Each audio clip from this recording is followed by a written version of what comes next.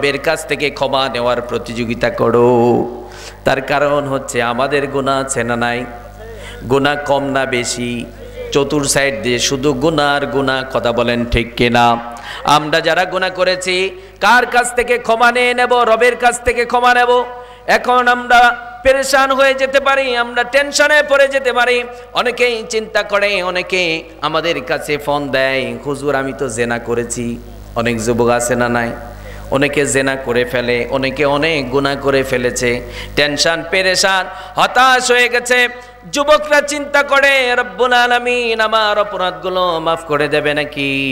রব্বুল আলামিন বলছেন, ও গোলাম টেনশন নিও না, চিন্তা করিও না। উহুদ পাহাড় পরিমাণে যদি গুনাহ করে ফেলো, তাওবা করো, তাওবার মতো যদি তাওবা করতে পারো, তোদের জীবনে সমস্ত গুনাহগুলো আমি রব্বুল আলামিন মাফ করে দেব। এই জন্য রব্বুল আলামিন বলছেন, ও গোলাম ইয়া আইয়ুহাল্লাযীনা আমানু তুবু ইলাল্লাহি তাওবাতান নাসুহা। রব্বুল আলামিন বলছেন, ওহে বিশ্বাসীরা, তোমরা যারা নিজের নফসের উপর অনেক জুলুম করেছো, অনেক অত্যাচার করেছো, অনেক পাপ করেছো, আমাদের গুনাহ আছে না নাই? এমন কোনো টাইম নেই যেই টাইমটার মধ্যে আমরা গুনাহ পাস করি না, কথা বলেন। জবানের গুনাহ, হাতের গুনাহ। এখন তো মসজিদের মধ্যেও ফিতনা ঢুকে গেছে, কথা বলেন ঠিক কিনা? সব জায়গায় ফিতনা আর ফিতনা। বেশি আল্লাহর ওলি থাকবার কারণে বাংলার জমিনে মুনাফিকদের ঘর ভরে গেছে, কথা বলেন ঠিক কিনা? কোরআনের বিরোধিতা করে আজ বাংলার জমিনে এত আল্লাহর ওলি থাকবার কারণে বাংলাদেশে আজ পর্যন্ত কোরআন বাস্তবায়ন হয় না এই মুনাফিকগুলোর জন্য, কথা বলেন ঠিক কিনা? দেখবেন হাজী সাহেব হজ করে এসেছে, হাজী সাহেব 5 ওয়াক্ত নামাজ পড়ে, ছেলের বিয়ের সময় ঢিকঢাক বাজায়, আছে না নাই? ওরে বাটপা করে কি কয়, ছেলে তো যুবক মানুষ, একটু আনন্দ করে, আনন্দ ঢুকায় দেবো, কথা বল ঠিক কিনা? মরে দেখো খালি তোমার আনন্দ সাইজ করে দেবো একদম। ফাজলামি। ইসলাম কি বাপ দাদার সম্পদ নাকি? যেমনে চাবে অমনে হবে। আজ আমরা অবাক হয়ে যাই ভাই, ওয়াজ করে কি হবে? ওয়াজ করে কোনো লাভ আছে? ওয়াজ করার কি দরকার? ওয়াজ করে মানুষের কোনো পরিবর্তন নেই, কথা বলেন ঠিক কিনা? ওয়াজ তখন এই ওয়াজ করে সার্থকতা হবে। এখন মনে করতে পারেন হুজুর ওয়াজ না হলে আপনাদের কি হবে? কি হবে? ওয়াজ না হলে কি হবে? ওয়াজের দরকার নেই তো, কাজ দরকার। দরকার হচ্ছে যুবকরা যেন কোরআন পড়ে, মায়েরা যেন পর্দা করে চলে, কথা বলেন ঠিক কিনা? তাহলে জীবনের যত গুনাহ আছে সকল গুনাহগুলো মাফ করার জন্য প্রতিযোগিতা করতে হবে। কিসের? যুবক দুনিয়ার ধন সম্পদ ক্ষমতা পাওয়ার জন্য প্রতিযোগিতা করে কোনো লাভ নেই। আল্লাহ বলছেন, ওয়াসারিউ, তোমরা ছোট, ইলা মাগফিরাতিম মির রাব্বিকুম, তোমাদের রবের কাছ থেকে তোমরা ক্ষমা নেওয়ার জন্য প্রতিযোগিতা করো। তাহলে আমরা যারা এখানে উপস্থিত হয়েছি, জীবনে যত গুনাহ আছে আল্লাহর কাছে যদি তাওবা করতে পারেন, তাওবার মতো তাওবা করলে আল্লাহ আপনার গুনাহগুলো মাফ করে দেবে। সুবহানাল্লাহ। তাহলে তাওবা করব কার কাছে? ফর এক্সাম্পল, আপনি আমি অনেক গুনাহ করেছি, হতাশ মনে করছেন আল্লাহ এই গুনাহগুলো মাফ করবেন কিনা, হতাশ হয়ে গেছেন। হতাশ হবেন না। বাংলাদেশ সরকার বাংলাদেশ ব্যাংক ওপেন করে রাখছে। কি করে রাখছে? বাংলাদেশ ব্যাংক। আপনি বাংলাদেশের একজন নাগরিক, টাকা ইউজ করতে করতে অনেক সময় দেখবেন 1000 টাকার একটা নোট ফেটে গেছে, চিড়ে গেছে, এটা কেউ নিতে চায় না। বাংলাদেশ সরকার বলে এই টাকা কেউ নিতে চায় না, তুমি একটা কাজ করো, এটা বাংলাদেশ ব্যাংকে জমা দাও। যেই টাকাটা ইতিপূর্বে কেউ নিতে চায় নাই, ওই টাকাটা তুমি ব্যাংকে জমা দিয়ে চকচকে একটা 1000 টাকার নোট নাও। দেখবা যে আগে ওই টাকা নিতে চায় না, এটা দেখলেই সে নিতে চাবে। কথা কন। আল্লাহ বলছেন, গোলাম বাংলাদেশ সরকার যদি তোমার আমার লস যদি না করতে চান, আপনাকে আমাকে বিপদের মধ্যে না ফেলাতে চান, এই জন্য যদি বাংলাদেশ ব্যাংক ওপেন করে রাখেন, আল্লাহ বলছেন, গোলাম তোমাকে আমি সৃষ্টি করেছি জাহান্নামে দেওয়ার জন্য নয়, তোমাকে আমি সৃষ্টি করেছি আমার মহা পুরস্কার জান্নাত দেওয়ার জন্য। এখন আমি চিন্তা করতে পারি, আমি তো অনেক গুনাহ করে ফেলেছি, আমি তো নামাজ পড়ি না, আমি তো এই সেই করেছি। এখন যদি চিন্তার মধ্যে পড়ে যান, মনে করেন যে আল্লাহ মনে হয় আমার এই গুনাহগুলো মাফ করবে না, আল্লাহ বলছে, গোলাম টেনশন নিও না, তওবার একটা ব্যাংক ওপেন করে রেখে দিয়েছি। সুবহানাল্লাহ কইল না কেউ? আল্লাহ বলতেছেন, তওবার একটা ব্যাংক ওপেন করে রেখে দিয়েছি। এই তাওবা নামক ব্যাংকে তোর জীবনের সমস্ত গুনাহগুলো জমা দে। এখানে জেনা করেছেন, আল্লাহকে বলেন, আল্লাহ আজকের পর থেকে তাওবা করলাম, জীবন যাবে আর জেনা করব না। আল্লাহ বলছেন তোকে ক্লিন করে দিলাম। সুবহানাল্লাহ বলেন।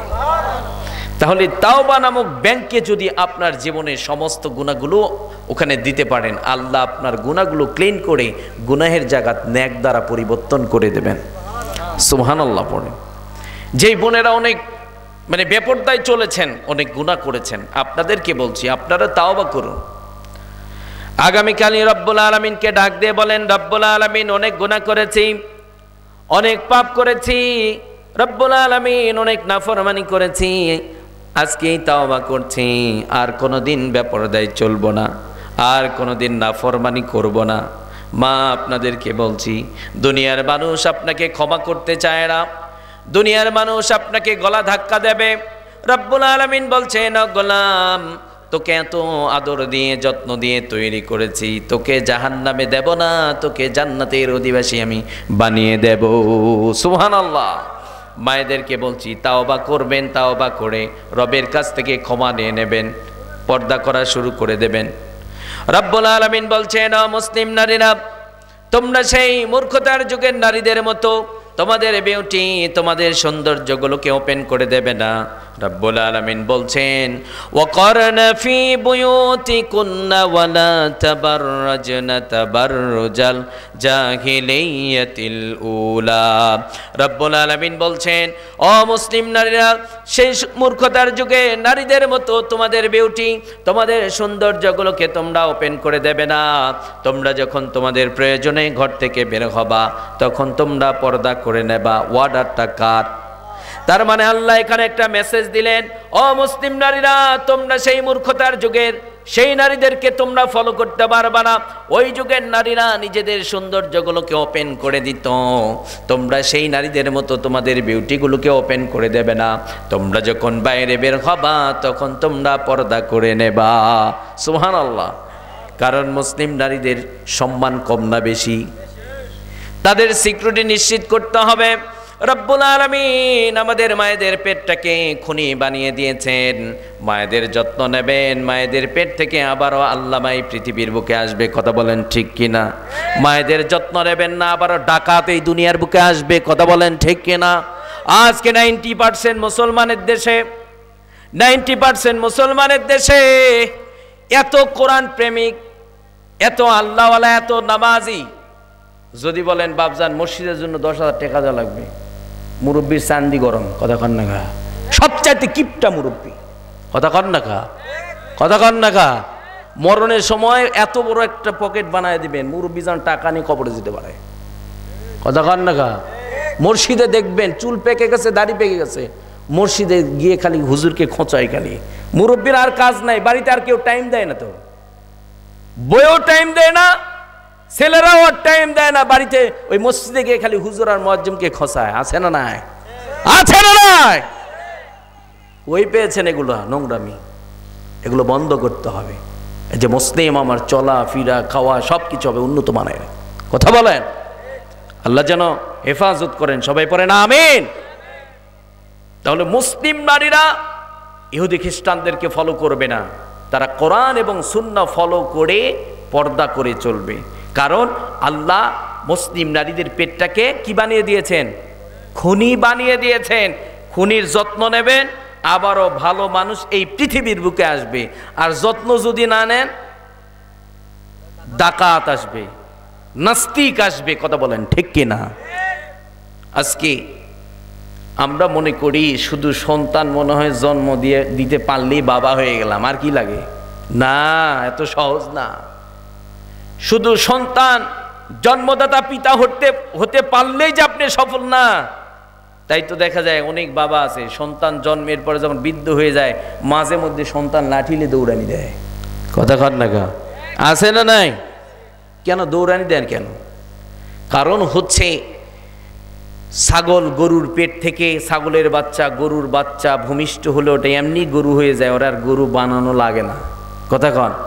কিন্তু মানুষের পেট থেকে একটা বাচ্চা ভূমিষ্ঠ হইলে ও মানুষ হয় না, ওরে মানুষ বানাতে হয়। ওরা কি বানাতে হয়? ওরে বানাতে হয়। তোরে কে মানুষ বানাবে? একটা ছেলে একটা মেয়ের জীবনের প্রথম ভার্সিটি হচ্ছে তার বাবা আর তার মা, তার বাবা আর তার মা। বাবা যদি নামাজি হয়, সন্তানগুলো বাবাকে দেখে দেখে নামাজ পড়বে, কথা বলেন। বাবা যদি কোরআন পড়ে তাহলে সন্তান গান গাবে। আমার বাবার মুখে প্রথম যেদিন শুনেছি কোরআন, সেদিন থেকে কোরআনি জীবন, কোরআনি আমার প্রাণ। সুবহানাল্লাহ। সন্তান গান গায়। কেন গান গায়? কারণ সন্তান বাবার কাছ থেকে কোরআন পেয়েছে। প্রতিদিন নিয়মিত বাবার কাছ থেকে সন্তান কোরআন শেখে, এই জন্য এই গান বলে। কিন্তু এখন আমাদের ছেলেরা ওই গানগুলো আর গায় না। এখন আমাদের যুবক ভাইয়েরা গান গায়, আমার বাবার মুখে প্রথম যেদিন শুনেছিলাম গান, সেদিন থেকে গানই জীবন, গানই আমার প্রাণ। কথা কন, কথা কন না কা? কারণ সন্তানরা তো বাবার কাছ থেকে গান পায়, সন্তানরা বাবার কাছ থেকে কোরআন পায় না। এখন আমাদের সন্তান, অধিকাংশ সন্তানগুলো বাবার কাছ থেকে ট্রেনিং পায় কেমনে সিগারেট টানবা। কথা কন না কা? আমরা এমন ভার্সিটি হয়ে গেছি, সন্তান বাবার কাছ থেকে সিগারেট টানা শেখে। ছোট্ট একটা বাচ্চা, ছোট্ট মেয়ে, ছোট্ট ছেলে, বাবা এমন ভাবে গালি দেয়, বাবার কাছ থেকে সন্তান গালি শিখছে। কথা বলেন ঠিক কিনা? তাহলে বাবা যদি ভালো হয়, বাবা নামক ভার্সিটি থেকে নামাজ শিখবে, ভালো আচরণ শিখবে। কথা বলেন ঠিক কিনা? পারিবারিক শুরুর লাইফের শিক্ষাটা তো পাবে বাবা মার কাছ থেকে। কথা বলেন ঠিক কিনা?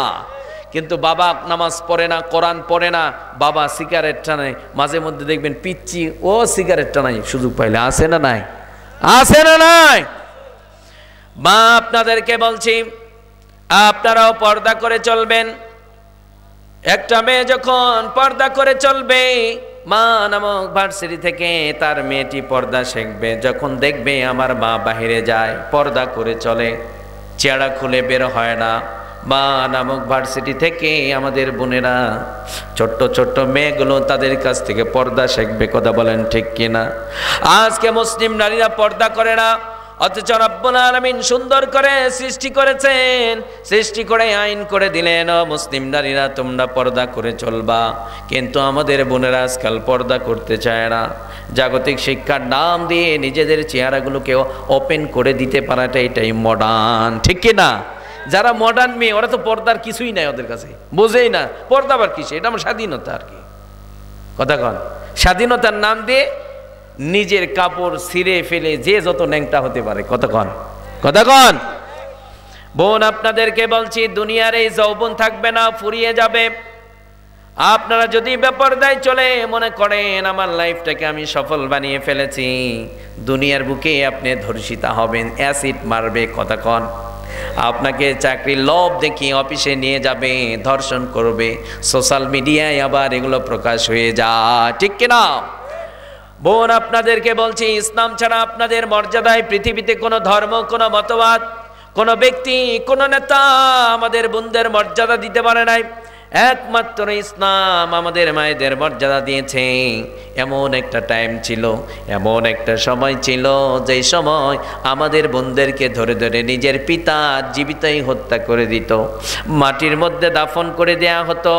বিশ্বনবী সাল্লাল্লাহু আলাইহি ওয়াসাল্লামের কাছে একজন সাহাবী গেলেন, তিনি তখন পর্যন্ত ঈমান আনেন নাই। নাম তার দাহিয়া। নাম কি? নাম তার দাহিয়া। বিশ্বনবীকে বললেন, নবীজি আমি যদি এখন ঈমান আনি, রব্বুল আলামিন আমার জীবনের সমস্ত গুনাহগুলো মাফ করে দেবে নাকি? বিশ্বনবী বললেন, ও দাহিয়া, কত অপরাধ করেছো, কত জুলুম করেছো, কত অন্যায় করেছো, ঈমান আনো, রব্বুল আলামিন তোর জীবনের সমস্ত গুনাহগুলো মাফ করে দেবে।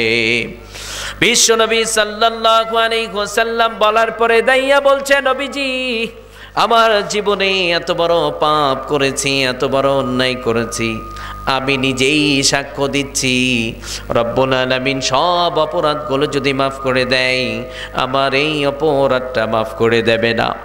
বিশ্বনবী বললেন, ও দাহিয়া কি অপরাধ করেছ বর্ণনা দাও। দাইয়া বলছে নবীজি আমি নিজ হাতে নিজের কন্যা সন্তানকে মাটির নিচে দাফন করে দিয়েছি।